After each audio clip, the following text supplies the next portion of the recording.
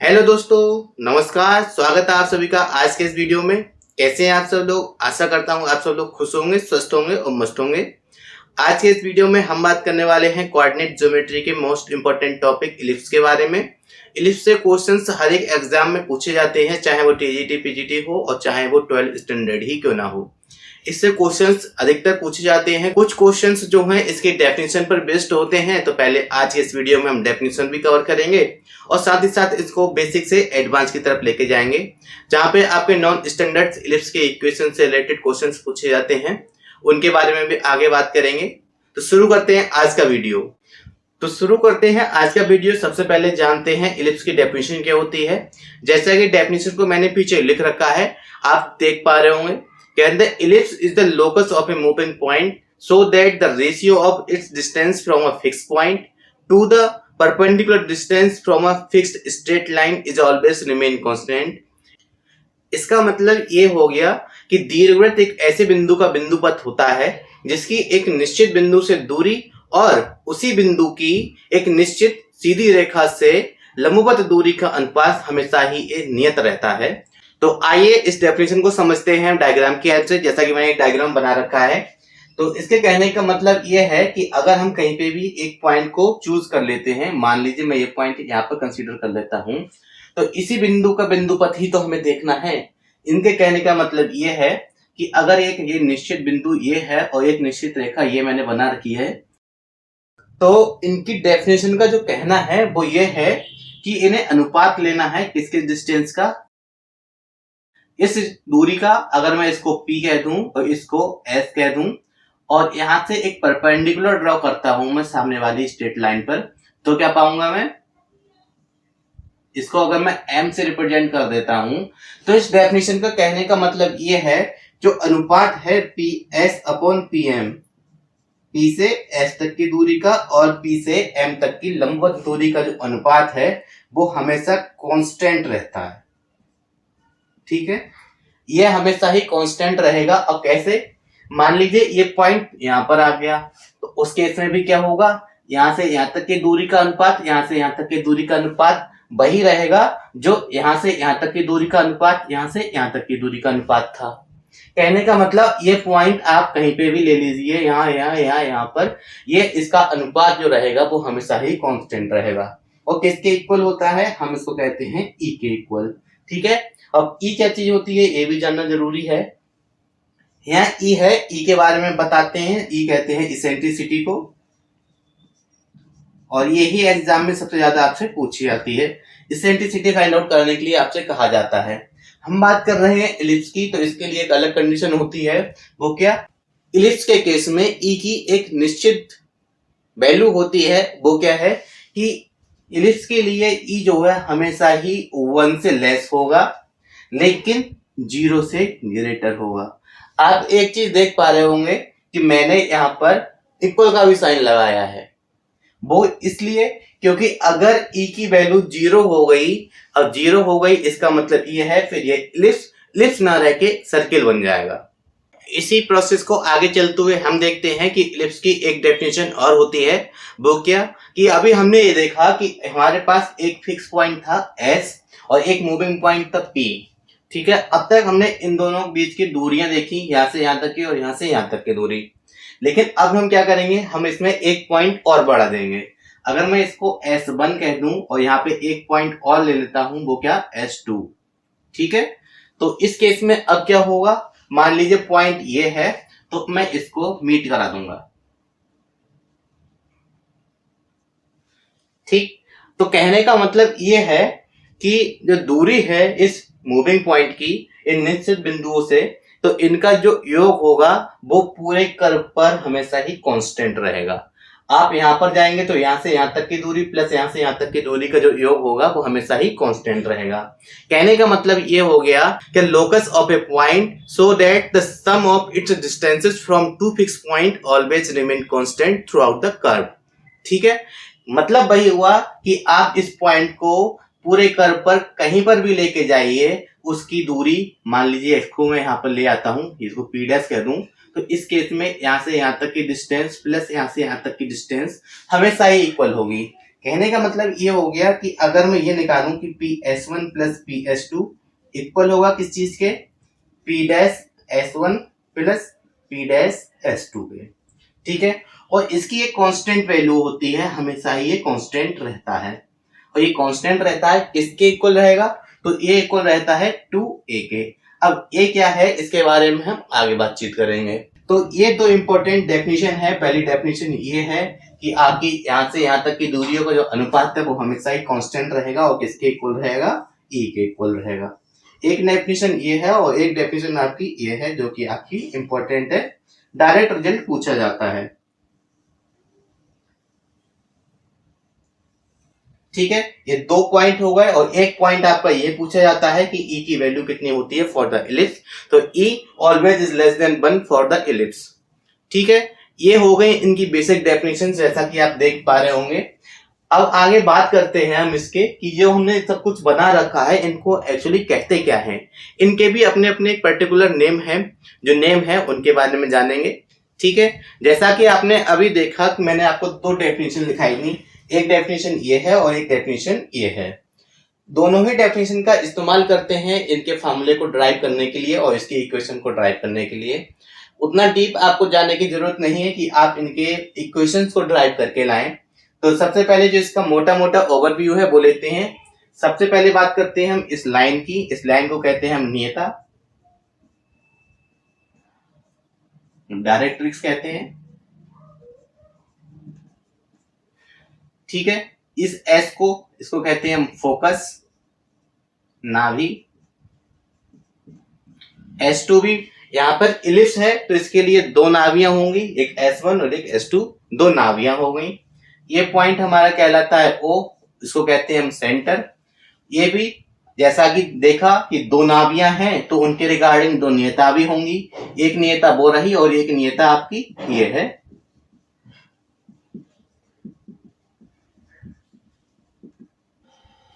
ठीक है।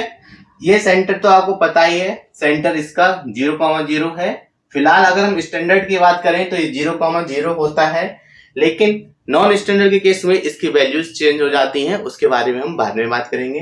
पहले जानेंगे इसकी यहां से लेके यहां तक की डिस्टेंस। अगर मैं इसको A पॉइंट कह दूं और इसको B पॉइंट कह दूं, ठीक है, ये पॉइंट A है, ये पॉइंट B है और ये पॉइंट मेरा C है और ये पॉइंट मेरा D है, ठीक है। तो अभी हमने आपके सामने 4 पॉइंट लिखे A B C D, तो ये क्या कहलाते हैं, ये चारों हैं। अगर मैं A की बात करूं तो A को कहते हैं शीर्ष, ठीक है, वर्टेक्स कहलाता है आपका। इनके अलग अलग कोऑर्डिनेट्स हैं, कोऑर्डिनेट्स के बारे में आपको अभी बताऊंगा। ये B है, ये भी आपका शीर्ष कहलाता है। जैसा कि सब कुछ में आपको 2-2 मिलेंगे, ठीक है। 2 वर्टेक्स होंगे, 2 फोकस होंगे, 2 डायरेक्ट्रिक्स होंगे, सेंटर एक ही रहेगा, सेंटर आपका एक ही रहना है। अब हम बात करते हैं इनके कोऑर्डिनेट्स के बारे में। इनके कोऑर्डिनेट्स क्या होंगे, अभी हमने देखा कि मैंने आपके सामने डायग्राम में बताया कौन सी चीज क्या है। जैसे कि ये स्ट्रेट लाइन जो है उसको कहते हैं हम डायरेक्ट्रिक्स, क्योंकि इसकी पहली डेफिनेशन में हमने बात की थी एक फिक्स स्ट्रेट लाइन के बारे में बात की थी। एक्चुअली जो फिक्स स्ट्रेट लाइन है उसी को हम डायरेक्ट्रिक्स कहते हैं। The fix straight line is known as directrix of the ellipse, ठीक है। और जो फिक्स पॉइंट के बारे में हमने बात की थी वो फिक्स पॉइंट आपके फोकस कहलाते हैं। अगर एक की बात करें तो उसको हम फोकस कहेंगे, 2 है हमारे पास तो हम इनको फोकस कहेंगे।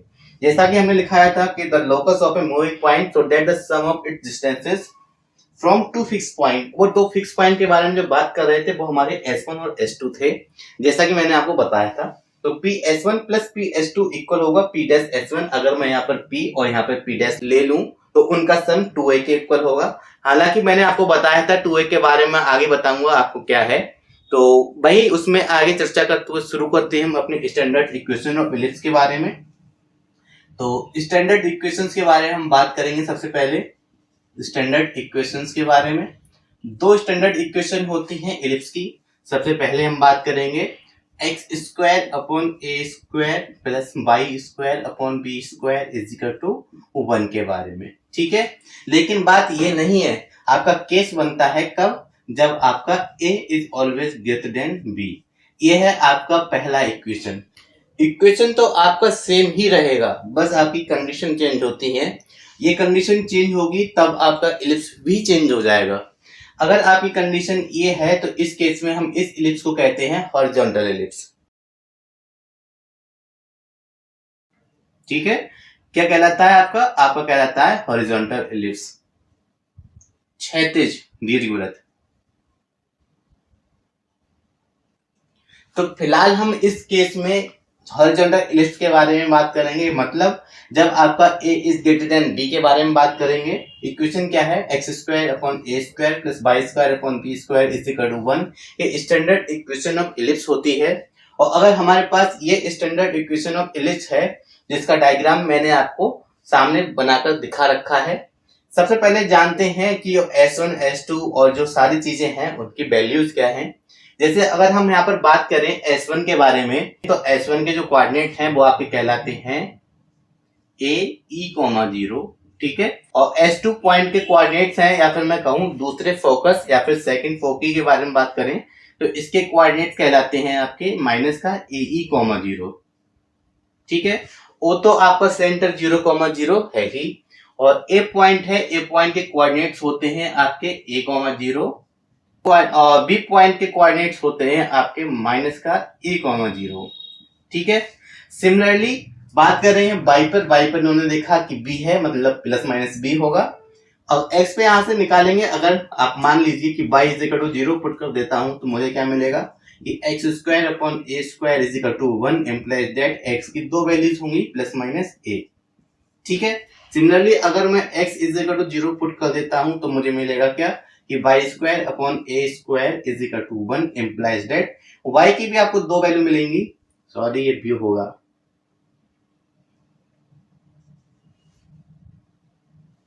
तो यहां से y की भी आपको दो वैल्यूज मिलेंगी, वो क्या होंगी प्लस माइनस b, ठीक है। प्लस माइनस a और प्लस माइनस b दो वैल्यूज मिल गई। a पर आपको प्लस माइनस a मिला, प्लस a और माइनस a, जैसा कि मैंने यहाँ पे लिख रखा है। वैसे ही अगर हम y एक्सिस पर बात करें तो y एक्सिस पर आपको प्लस माइनस b तक जाना है। इसका मतलब ये हो गया पॉइंट c के जो कोऑर्डिनेट्स होंगे वो होंगे आपके 0, b, और पॉइंट d के कोऑर्डिनेट्स होंगे 0, माइनस b, ठीक है। सबके कोऑर्डिनेट्स मैंने आपको लिखा दिए हैं। कुछ चीजें हैं जैसे कि अगर ये लेटस रेक्टम है, अगर मैं कहूं PS1 हाफ लेटस रेक्टम है, अर्धनाभिलंब। अब ये अर्धनाभिलंब या नाभिलंब होता क्या है, लेटस रेक्टम होता क्या है? तो जैसा कि इसके नाम में ही लिखा हुआ है नाभिलंब, एक ऐसा लंब जो नाभि से जा रहा है, एक ऐसा परपेंडिकुलर जो कि पास हो रहा है फोकस से, तो ऐसे परपेंडिकुलर को हम कहते हैं लेटस रेक्टम या नाभिलंब, ठीक है। तो नाभिलंब की लंबाई के बारे में बात तो हम बाद में करेंगे। फिलहाल हमने देखा कि अगर x और y 0 पुट करने पे हमें x एक्सिस पर जो कटान बिंदु है, इंटरसेक्शन पॉइंट है, उनके कोऑर्डिनेट्स क्या हैं, ये रहे, ठीक है। तो इसमें अब आगे बात करते हैं। सबसे पहले हम बात करेंगे कि एक चीज आप ये देखिए, अगर S1 के कोऑर्डिनेट्स a e, 0 हैं, इसका मतलब ये हो गया कि O से S1 तक की डिस्टेंस जो है वो आपकी AE हो गई, ठीक है। O से S1 तक की डिस्टेंस आपकी AE हो गई, और अगर मैं कहूं O से A तक की डिस्टेंस कितनी है तो आपकी A होगी। तो O से A तक की डिस्टेंस आपकी A है, इसका मतलब मैं निकालूं A से B तक की डिस्टेंस, तो this minus this, that is आपकी जो AB है वो AB हो जाएगी किसके इक्वल, A इक्वल हो जाएगा 2A के। एक 2A मैंने आपको यहाँ लिखाया था, एक 2A आपका यहाँ पर आ गया। अभी AB की दूरी तो आपको पता चल गई कि AB है, एक्चुअली 2A क्या है, वो AB है। AB का भी अपना एक पर्टिकुलर नाम है, वो क्या है, इसको कहते हैं हम मेजर एक्सिस ऑफ इलिप्स, ठीक है ना, मतलब दीर्घ अक्ष।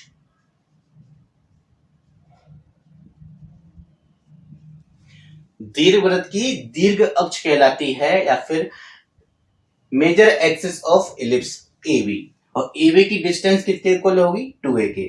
तो जो मैंने आपको लिखाया था कि PS1 प्लस PS2 हमेशा इक्वल होगा 2A के, दैट इज इक्वल होगा हमेशा ही मेजर एक्सिस के,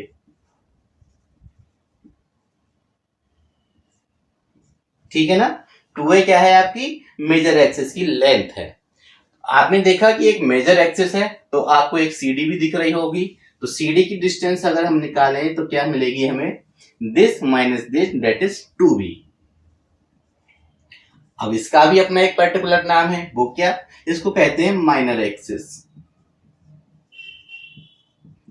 मतलब लघु अक्ष। ठीक है, तो आपने एक चीज देखी, आपको ए भी पता चल गया, सी डी पता चल गया। ठीक है, अब बात करें हम नाभि की या फोकस। तो आपके पास दो फोकस हैं, अगर मैं एक साथ लिख दूं प्लस माइनस ए ई कॉमा 0 तो क्या गलत रहेगा? बिल्कुल नहीं। आपकी फोकस दो है, ए ई कॉमा 0 और माइनस ए ई कॉमा 0, तो मैंने एक साथ लिख दिए प्लस माइनस ए ई कॉमा 0। और आपने देखा कि आपका नेता है, ठीक है, नेता डायरेक्ट्रिक्स का इक्वेशन आपको लिखना है, तो वो किसके इक्वल होता है? अगर हम बात करें हॉरिजॉन्टल इलिप्स की, तो हॉरिजॉन्टल इलिप्स के केस में जो नेता होती है वो होती है x is equal to plus minus a upon e. मतलब ये लाइन है, इस लाइन का इक्वेशन होगा x is equal to a upon e, और इस लाइन का इक्वेशन होगा x is equal to minus का ए अपॉन ई। ठीक है, तो आपकी दो नियता है, एक नियता ये है और एक नियता ये है। एक का प्लस ए अपॉन ई था, एक का माइनस ए अपॉन ई था, तो मैंने दोनों को कंबाइन करते हुए लिख दिया x is equal to plus minus a upon e. इसी में आगे बात करते हैं। हमने देखा हमारे पास ए और बी था, इन ए और बी के ए बी को मिला के तो आपने एक नाम दे दिया, क्या, मेजर एक्सिस, दीर्घ अक्ष हो गया। लेकिन ए और बी के भी अपने नाम हैं, उनको क्या कहते हैं? उन्हें कहते हैं हम शीर्ष, इलिप्स के शीर्ष, मतलब वर्टेक्स ऑफ द इलिप्स या दीर्घवृत्त के शीर्ष हैं। तो शीर्ष कौन कौन से हैं आपके? अगर मैं लिखूं ए इज इक्वल टू, ये इसके कोऑर्डिनेट लिखना है प्लस माइनस ए कॉमा 0। ठीक है, अगर मैं ए को हटा ही देता हूं क्योंकि मेरे पास दो शीर्ष हैं। ठीक है, कितने शीर्ष हैं? दो, एक ए है और एक बी है। ए के कोऑर्डिनेट्स मैंने जैसा कि यहाँ लिखा है ए कॉमा 0 है, एक के माइनस ए कॉमा 0 है, तो इन दोनों को कंबाइन करते हुए एक साथ लिखता हूं कि शीर्ष होंगे मेरे प्लस माइनस ए कॉमा 0। जो आपके क्वेश्चंस पूछे जाते हैं वो क्वेश्चंस यहाँ से ही पूछे जाते हैं। अगर हम बात करें अपने 6 पॉइंट के बारे में, तो आपसे एक important point centre of the ellipse और पूछ लिया जाता है। हम यहाँ पर बात कर रहे हैं स्टैंडर्ड इक्वेशन ऑफ इलिप्स के बारे में, मतलब इलिप्स जो है हमारा स्टैंडर्ड है। स्टैंडर्ड इलिप्स के केस में बात करें सेंटर की, तो सेंटर हमेशा ही आपका 0,0 होगा। इसके लिए स्टैंडर्ड इक्वेशंस के लिए अगर आपका इलिप्स स्टैंडर्ड फॉर्म में है और अगर आपसे पूछा जाए कि आप उसका सेंटर बताइए, तो उसका सेंटर हमेशा ही 0,0 होगा। ठीक है, क्योंकि ऊपर मैंने पहले ही लिख रखा है standard equations x² upon a² plus y² upon b² is equal to 1 जब a is greater than b। इस बारे में, या फिर हम बात करें हॉरिजॉन्टल इलिप्स के बारे में बात कर रहे हैं, तो हॉरिजॉन्टल इलिप्स के लिए हमेशा ही सेंटर 0,0 रहेगा। वर्टेक्स आपका a,0 और माइनस a,0 मतलब प्लस माइनस a,0 रहेगा। नेता आपकी x is equal to a upon e और x is equal to minus a upon e, मतलब x is equal to plus minus a upon e आपकी हमेशा ही रहेगी। बात करें फोकिस की, तो फोकिस आपकी AE,0 और माइनस AE,0 दो फोकिस है, इसका मतलब यह हो गया कि आपके फोकस जो होंगे प्लस माइनस AE,0 होंगे। ठीक है, यहाँ पर आपसे एक चीज और पूछी जाती है, वो क्या चीज है कि आपसे एक रिलेशन पूछा जाता है। 7 पॉइंट के बारे में बात करूं कि ए बी और ई में एक रिलेशन पूछा जाता है। जैसे कि ए क्या था, ए आपकी बात करूं तो हाफ मेजर एक्सिस है, बी आपकी हाफ माइनर एक्सिस है, और ई आपकी क्या है, ई आपकी इसेंट्रिसिटी है, जिसको मैं पहले बता चुका हूं। तो आपका ए बी और ई में एक रिलेशन होगा। हालांकि कुछ लोग इसको ए डिस्टेंस को, यहां से यहां तक की डिस्टेंस ए है, ठीक है, इसको अलग अलग जगह पे आपको सिर्फ सी लिखा हुआ मिल जाएगा, तो आप उसमें कंफ्यूज मत होना। तब आपका जो रिलेशन होगा ए बी और सी में होगा। हालांकि एग्जैक्ट आपका ए ही होता है, ए को रिप्लेस कर देते हैं सी से, तो उसकी चेंज हो जाती है फॉर्म। तो फिलहाल मैं यहाँ ए ही लेके सॉल्व कर रहा हूं, तो मैं आपको ए बी और ई में रिलेशन बताऊंगा। तो ए और बी में जो रिलेशन होता है हॉरिजॉन्टल इलिप्स के लिए, वो होता है आपका क्या, कि b square is equal to a square, ठीक है ना, और 1 माइनस ई स्क्वायर। ये बहुत ही ज्यादा इंपॉर्टेंट रिलेशन है क्योंकि क्वेश्चंस आपके इससे पूछे जाएंगे कि b square is equal to a square times 1 minus e square. Relation होता है ए बी और ई में, ठीक है। कुछ लोग क्या करेंगे आपको कि ए और ई की जगह पे सी लिख देंगे, ठीक है। अगर मैं a e is equal to c put कर दूं तो मुझे क्या मिलेगा, यहां से मुझे यह रिलेशन मिलेगा कि b square is equal to a square minus c square, या कुछ जगह आपको यह भी लिखा हुआ मिल जाएगा कि c square is equal to a square minus b square, ठीक है। तो आप कंफ्यूज मत होना, सारी बात एक ही है, सबके लिखने के अपने अपने तरीके हैं। इसी में हम आगे बात करते हैं अपने 8 पॉइंट के बारे में। तो पॉइंट क्या है, तो हमारे अगले पॉइंट में है हमारा नाभि लंब, ठीक है ना, लेटस रेक्टम।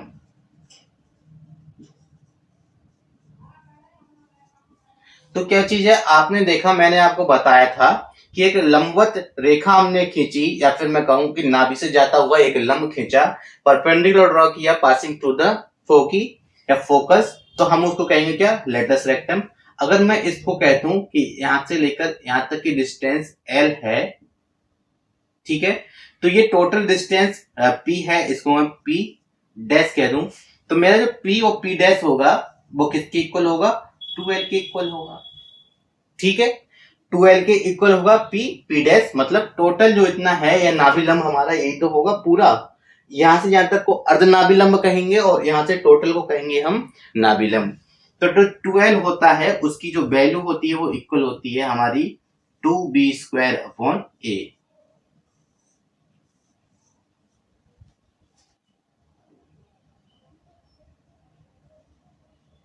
ठीक है ना, 2b square upon a।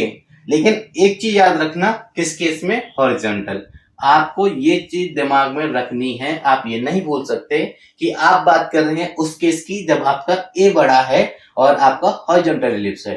a बड़ा होगा b से, अब जाहिर सी बात है आप एक चीज खुद ही देख पाएंगे, a बड़ा है इसका मतलब ये डिस्टेंस बड़ी है, b छोटा है तो ये पिचक तो जाएगा ही ना अपने आप ही।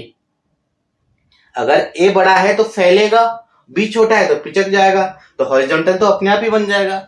अगर इसका उल्टा कर दें, मान लो अगर मैं b को बड़ा कर दूं a से, अब इस केस में क्या होगा, ये दूरी बढ़ गई आपकी और ये दूरी आपकी कम हो गई, तो इस केस में अब इधर से पिचक जाएगा और इधर से बड़ा हो जाएगा, तब उस केस में हम उसको कहते हैं आपका वर्टिकल एलिप्स, ठीक है। फिलहाल हम इसकी बात नहीं कर रहे हैं, हम बात कर रहे हैं सिर्फ हॉरिजॉन्टल एलिप्स की। तो इतने 8 पॉइंट मैंने आपको लिखा है, ये 8 पॉइंट अपने आप में ही यूनिक हैं और आपको याद रखने हैं, आपके टिप्स पर होने चाहिए। एक बार मैं आपको फिर से रिमाइंड कराऊंगा कि हॉरिजॉन्टल एलिप्स के केस में आपका a हमेशा ही बड़ा होगा b से, ठीक है। नाभि लंब की लंबाई जो होती है 2L होती है, 2L इक्वल होता है 2b स्क्वायर अपॉन a। याद रखना, जो बड़ा होता है वो हमेशा ही नीचे आता है, चाहे वो ए वाला केस हो हॉरिजॉन्टल का या फिर वो केस हो आपका वर्टिकल एलिप्स का। वर्टिकल एलिप्स में आपको अलग से बताऊंगा कि 2b square upon a, b आपका छोटा है, a आपका बड़ा है। यह हो गया आपका नाभि लंब और ये हो गया आपका ए बी और ई में relation, b square is equal to a square times 1 minus e square. Centre आपका 0,0 होगा जैसा कि मैंने लिख रखा है। बात करें हम इसके सीट्स की, तो आपने देखा आपके पास 2 सीट्स हैं, एक ए और एक बी, जिसके कोऑर्डिनेट्स हैं a,0 और माइनस a,0। बात करते हैं फोकस की, तो आपके पास 2 फोकीज हैं S1 और S2, जिनके कोऑर्डिनेट्स हैं a,0 और माइनस a,0। अगर हम इसमें एक चीज और देखें कि वो नियता, तो डायरेक्ट्रिक्स भी आपके पास 2 हैं, जिसके कोऑर्डिनेट्स हैं या जिसकी इक्वेशंस हैं x is equal to a upon e और x is equal to minus का a अपॉन e। तो सारा कुछ इस डायग्राम में मैंने लिख रखा है, जो जो चीज आपसे पूछी जाती है। बस ये है कि आपको ड्राइव करना आना चाहिए, क्वेश्चंस को समझ के उसको सॉल्व करना आना चाहिए। ये सारी चीज अगर आपको याद है तो आप क्वेश्चन को इजीली सॉल्व कर सकते हैं, अदरवाइज आप इसमें घूम जाएंगे कि मेजर एक्सिस क्या है, माइनर एक्सिस क्या है, ठीक है ना। मेजर मतलब बड़ी है, जो ऑब्वियस सी बात है, ए बड़ा है तो ए साइड को मेजर एक्सिस ही कह देंगे, तो 2a लेंथ हो जाएगी आपकी मेजर एक्सिस की, और बी आपका छोटा है तो उसको माइनर कह देंगे, तो माइनर एक्सिस की लेंथ हो गई आपकी 2b। और ये हमारा इलिप्स है हॉरिजॉन्टल, मतलब x square upon a square plus y square upon b square is equal to 1 जब आपका a is greater than b। अभी हमने बात की थी इसके बारे में, जैसा कि आप देख पा रहे होंगे हमने क्या कहा था, ये इसको कहा था हॉरिजॉन्टल इलिप्स, ठीक है ना। क्यों कहा था हॉरिजॉन्टल इलिप्स? क्योंकि ये लेटा हुआ था, और लेटा हुआ क्यों था? क्योंकि ये a is greater than b। वही मैंने एक डायग्राम और बनाया है, इसको हम कहते हैं क्या, वर्टिकल इलिप्स।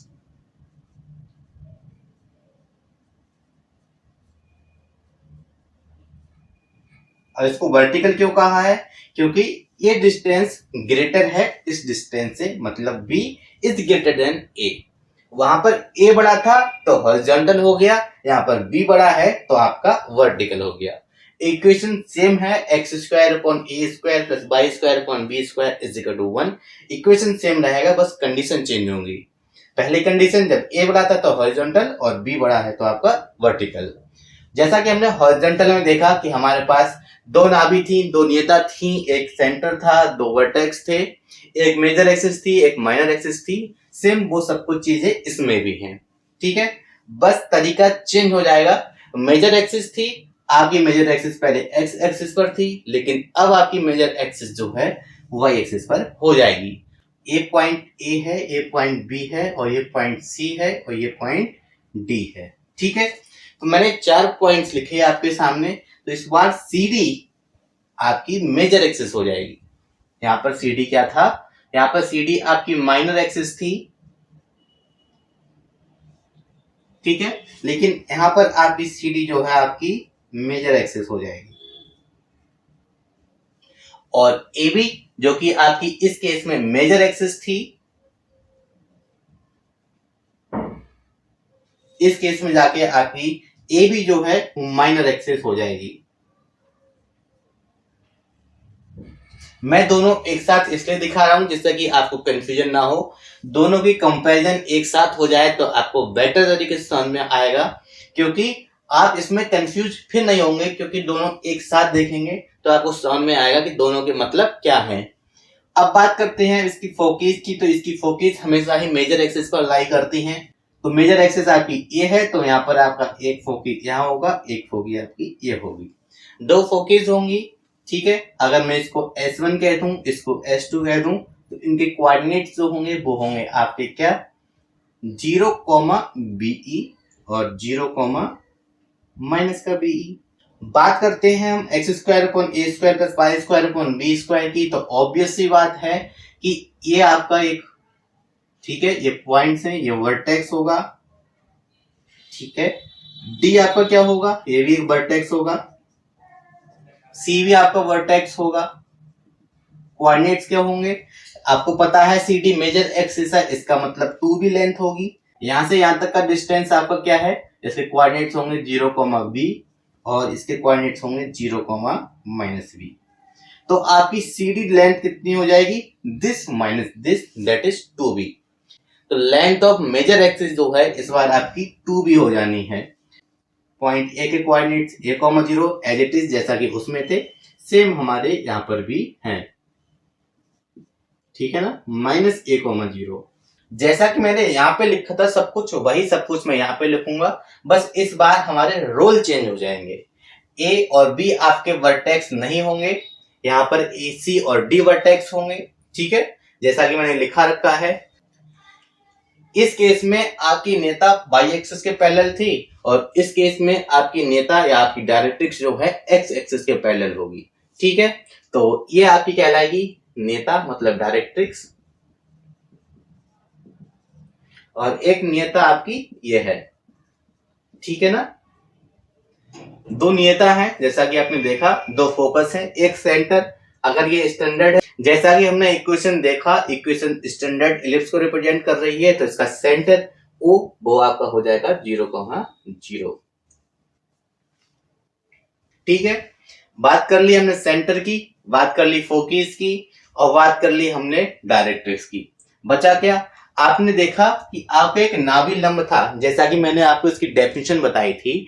नाभि लंब का मतलब क्या था कि एक ऐसा परपेंडिकुलर जो कि पास हो रहा है आपकी फोकस से, ठीक है, मैंने दो बनाए थे, एक ये रहा और एक ये रहा, दो नाभिलंब थे। ठीक है, इसकी डिस्टेंस कितनी थी, यहां से यहां तक की डिस्टेंस बी स्क्वायर अपॉन ए, लेकिन हमारा तो नाभिलंब 2l होता है, जैसा कि मैंने यहाँ पे लिखाया था आपको कि यहां से यहां तक की दूरी जो होगी कितनी होगी 2l और इक्वल होगी 2b स्क्वायर अपॉन ए के। वैसे ही यहां पर है कि आपको दो परपेंडिकुलर चाहिए जो कि पास हो रहे हो कहां से, नाभि से या फोकस से, जैसे कि मैं यहां से ड्रॉ करता हूं।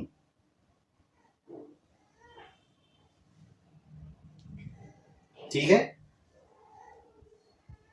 तो इस केस में भी आपके पास दो लेटस रेक्टम या दो नाभिलंब होंगे।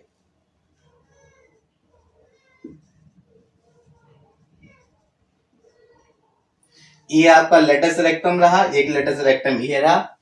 तो एक चीज हमने अभी देखी, पहले बात करते हैं इक्वेशन ऑफ डायरेक्ट्रिक्स। नेता की इक्वेशन क्या होगी, तो ये होती है आपकी, ऑब्वियस सी बात है, ये पैरेलल टू एक्स एक्सिस है तो y इज इक्वल टू होगा b अपॉन ई, लेकिन ये लाई कर रही है आपके नीचे, दैट इज ये हो जाएगा माइनस का, और इस वाली का इक्वेशन हो जाएगा कि y is equal to plus का b अपॉन ई।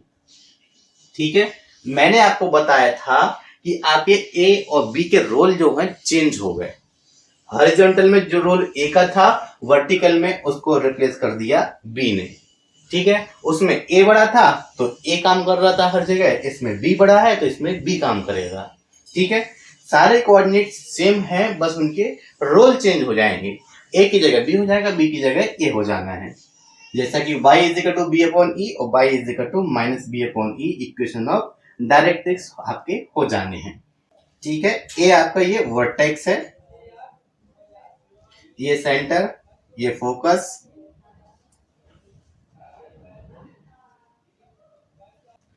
तो जैसा कि हमने हॉरिजॉन्टल इलिप्स में 8 पॉइंट लिखे थे, उन्हीं सभी पॉइंट्स को इस वर्टिकल इलिप्स में भी लिख लेते हैं, जैसे कि मेजर एक्सिस, दूसरा माइनर एक्सिस। ठीक है, वर्टेक्स देखते हैं क्या होंगे हमारे, और फोकस देखते हैं, डायरेक्ट्रिक्स का इक्वेशन,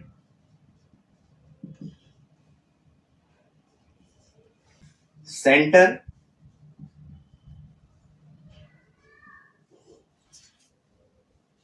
ए बी और ई में एक रिलेशन देखना है, और हमें देखना है आपके लेटस रेक्टम।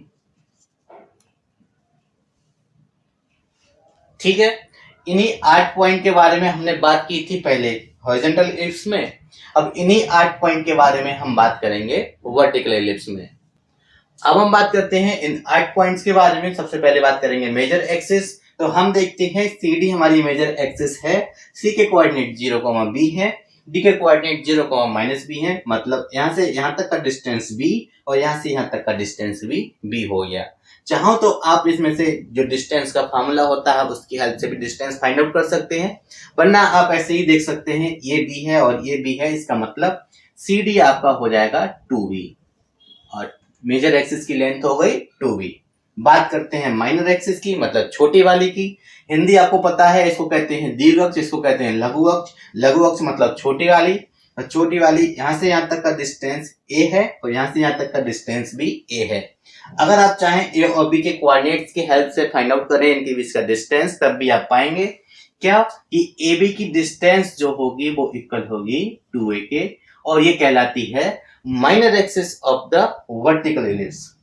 और हम बात करते हैं वर्टेक्स की, तो आपके वर्टेक्स हमेशा ही मेजर एक्सिस पर पाए जाते हैं, चाहे वो आपका हॉरिजॉन्टल इलिप्स हो और चाहे वो आपका वर्टिकल इलिप्स हो। तो हम बात कर रहे हैं वर्टिकल इलिप्स की, तो मेजर एक्सिस हमारी CD है, तो मेजर एक्सिस और जो इलिप्स का इंटरसेक्टिंग पॉइंट है या जो कर्व का इंटरसेक्टिंग पॉइंट है वो हमारे कहलाते हैं वर्टेक्स, दैट इज C और D आपके वर्टेक्स हो जाएंगे, और इनके कोऑर्डिनेट्स हैं 0, b और 0, b। तो मैं इनको अलग अलग लिखना चाहूं तो अलग अलग लिख सकता हूं, जैसे C 0, b और D आपका 0, b। तो मैं 2 बार लिखने से बचना चाहता हूं, इसलिए मैं एक बार लिखता हूं। क्या कोऑर्डिनेट्स हो गए 0, +-b। ठीक है, बात करते हैं फोकस की। वही आप चाहो तो S1 को अलग लिख सकते हो, S2 को अलग लिख सकते हो, 0, BE और 0, -BE, 0, BE और 0, -BE, और चाहो तो कंबाइन लिख सकते हो, कैसे, 0, ±BE। ठीक है, दो बार लिखने से बचने के लिए आप एक बार में ही प्लस माइनस लगा सकते हैं। फिर समझ सकते हैं कि एक बार प्लस ले लीजिए और एक बार आप माइनस लेके उसकी फोकस को फाइंड आउट कर सकते हैं। अब बात करते हैं डायरेक्ट्रिक्स की। जैसा कि आपने पैराबोला में देखा था कि जिधर साइड में पैराबोला का मुंह बंद होता है उसके पीछे साइड में आपको मिलता है क्या, डायरेक्ट्रिक्स। जैसे अब एक देखा जाए एक चीज कि ये भी तो दो पैराबोला से मिलके बना है ना, एक पैराबोला इस शेप का है, एक पैराबोला इस शेप का है, तो डायरेक्ट्रिक्स भी दो होना जायज है। इसकी डायरेक्ट्रिक्स इसके पीछे होगी, इसकी डायरेक्ट्रिक्स इसके पीछे होगी, दैट इज एक डायरेक्ट्रिक्स आपकी ये है और एक डायरेक्ट्रिक्स ये है। तो आप चाहो तो इनको अलग अलग लिख सकते हैं कि y = b/e और y = -b/e। ठीक है, या फिर मैं आपसे कहूं कि आप एक साथ लिख लीजिए, कैसे, y = ±b/e। ठीक है भाई। सेंटर, बात करें सेंटर की, क्योंकि हम यहाँ बात कर रहे हैं स्टैंडर्ड इक्वेशन ऑफ इलिप्स के बारे में। जहां पर भी आपको स्टैंडर्ड दिख जाए और इलिप्स दिख जाए तो आप आंख बंद करके 0, 0 उसका सेंटर ले सकते हैं। अब हम बात करते हैं अपने 7वें पॉइंट के बारे में कि क्या कि हमें ए, बी और ई के बीच में एक रिलेशन लेके आना है। तो आपका जो रिलेशन होता है इस केस में होता है a² = b², ठीक है, 1 - e²। मैंने जैसा कि आपको पहले बताया था, कुछ लोग ए डिस्टेंस को सी ले लिए करते हैं, वही सिमिलरली यहाँ से यहाँ तक का डिस्टेंस बीई है, तो इस बीई को कुछ लोग यहाँ पर सी ले लेते हैं। तो आपका जो रिलेशन है वो चेंज होके ये हो जाएगा, a² = b² - c², या मैं कहूँ c² = b² - a²। आपका एक रिलेशन ये हो जाता है। ठीक है, दोनों ही रिलेशन आपको देखने को मिल जाएंगे। अब हम बात करते हैं लेटस रेक्टम नाभिलंब की। अगर ये मैं कहूं कि ये डिस्टेंस L है और ये डिस्टेंस L है, तो ये टोटल डिस्टेंस आपकी कितनी हो जाएगी, 2L। तो लेटस रेक्टम होता है आपका 2L और इक्वल होगा किस चीज के, अगर मैं इसको इसकी बात कर रहा हूं, ठीक है, अगर P और P डैश इनको कह दूं तो आपका 2L मतलब PP डैश होता है इक्वल होता है 2a²/b। फिर से मैं आपको एक बार रिमाइंड कराना चाहूंगा लेटस रेक्टम के बारे में।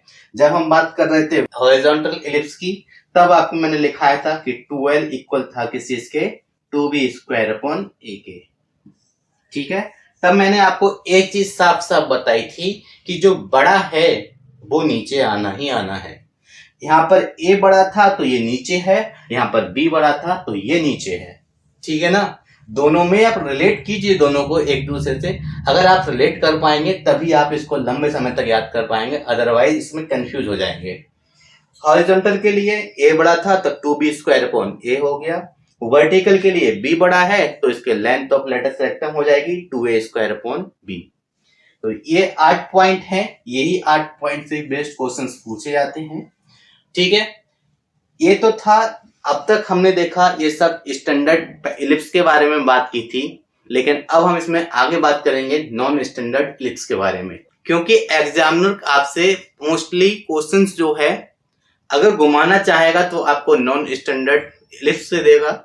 नॉन स्टैंडर्ड इलिप्स में भी आपको शॉर्ट ट्रिक्स हैं, आपको पूरा सॉल्व करने की जरूरत नहीं होती है, सिर्फ और सिर्फ पहचानने की जरूरत है कि किसमें ए क्या है और इसमें बी क्या है। और नॉन स्टैंडर्ड इलिप्स जैसा कि हमने बात की थी सेंटर की, ये स्टैंडर्ड इलिप्स है तो इसका सेंटर 0, 0 है, लेकिन नॉन स्टैंडर्ड इलिप्स का सेंटर कभी भी 0, 0 नहीं होगा। ठीक है, अब आपने ये सब 8 पॉइंट तो देखे, उसके बीच में एक रिलेशन ये देखा कि a² = b² × 1 - e²। अगर गलती से भी a और b इक्वल हो जाएं, ठीक है, अगर मान लो a और b इक्वल हैं आपके, फिर क्या हो जाएगा, जैसे ही हमारे a और b इक्वल हो जाएंगे तो हम देखें इसकी हेल्प से पाएंगे क्या, e की वैल्यू हमारी हो जाएगी 0। ठीक है, और जैसे ही e 0 होगा या a और b इक्वल होंगे तब हमारा जो कर्व होगा वो कर्व इलिप्स ना रह के हो जाएगा हमारा सर्किल। ठीक है, तो फॉर सर्किल e = 0। इंपॉर्टेंट क्या है कि आपका इलिप्स भी जैसे कि हाइपरबोला पैराबोला कोनिक सेक्शन होते हैं उन्हीं के जैसा है।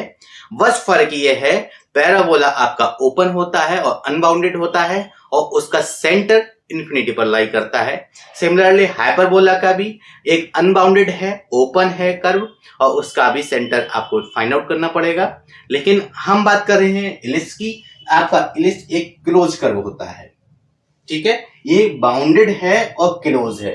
तो अदर कोनिक सेक्शन के जैसे ये भी वैसा ही कोनिक सेक्शन है, बस अंतर ये है दूसरे कोनिक सेक्शन आपके जो है जैसे कि पैराबोला और हाइपरबोला वो ओपन और अनबाउंडेड है, ये क्लोज और बाउंडेड है। एक चीज मैं आपको बताना चाहता हूं कि आपका ये रिलेशन था a square is equal to b square times 1 minus a square. तो आपसे क्वेश्चन में मोस्ट ऑफ द टाइम जो है इसेंट्रिसिटी पूछने के लिए कहा जाएगा, तब आप इस तरह से मत निकालिए उसको। आप क्या करेंगे मैं आपको बताता हूं, e की डायरेक्ट वैल्यू निकालिए square root of a square, मैं यहाँ पर डिफरेंस का साइन यूज कर रहा हूं, बी स्क्वायर अपॉन ए, ठीक है, ए स्क्वायर। और एक चीज मैं आपको फिर से बता दूं, आपको अपॉन में वही लेना है जो आपका ग्रेटर वैल्यू है, क्योंकि आपके इलिप्स कौन से होते हैं, आपके इलिप्स 2 होते हैं, ठीक है। तो नीचे हमेशा ही बड़ा आएगा, या वो फर्स्ट टाइप का है हॉरिजॉन्टल के लिए नीचे ए स्क्वायर आएगा। बात कर रहे हैं वर्टिकल के लिए, तो वर्टिकल के ई की वैल्यू हो जाएगी square root of a square, फिर से वही डिफरेंस अपॉन, ठीक है। यहां पर ए ग्रेटर था तो ए, और इस केस में बी ग्रेटर है तो ये आपका बी। आपको डायरेक्ट इनकी वैल्यूज पुट कर देनी है, ये आपका डायरेक्ट आ जाएगा। हालांकि इसी को सॉल्व करके ऐसे लिखा गया है, तो आप इस तरह से सॉल्व ना करके डायरेक्ट यहां से इस्तेमाल कीजिए इसे, और आपका विद इन सेकंड क्वेश्चन का आंसर लेकर आ सकते हैं।